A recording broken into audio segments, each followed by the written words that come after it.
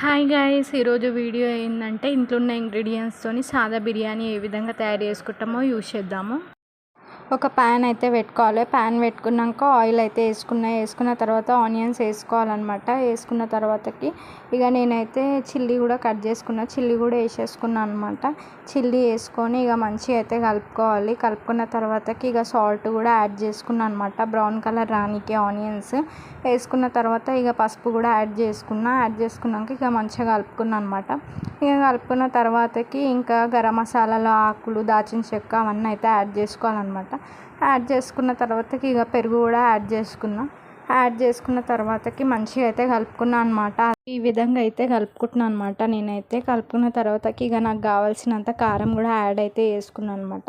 ఇక యాడ్ చేసుకున్న తర్వాత నేనైతే ఇంకొకసారి అయితే మళ్ళీ కలుపుకున్న తర్వాతకి ఇక నాకు ఫ్లేవర్ కోసం అనేసి నేనైతే ఇక 1 స్పూన్ ధనియాల పొడి కూడా యాడ్ అయితే చేసుకున్నాను అనమాట. యాడ్ చేసుకున్న తర్వాతకి ఇక ఇంకొకసారి అయితే కలుపుకుంటున్నా.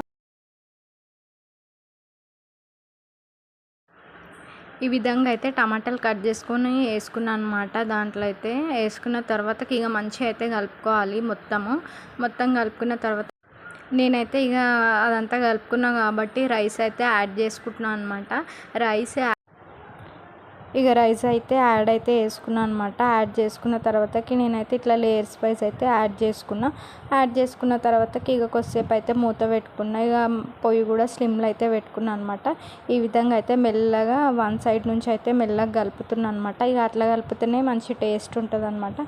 అట్లా కలుపుకున్న తర్వాతకి అట్లా కలుపుకున్న తర్వాతకి ఇక మసాలా మొత్తం అన్నంకి పట్టుకుంటుంది కాబట్టి ఇక మంచి టేస్ట్ అనేది వస్తుంది అనమాట. ఇక స్పైసీగా మంచి కలర్ఫుల్గా మంచిగా ఉంటుంది.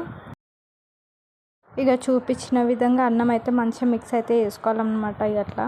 ఇక టేస్ట్కి తగ్గట్టు సాదా బిర్యానీ అయితే రెడీ అయిపోయింది అనమాట.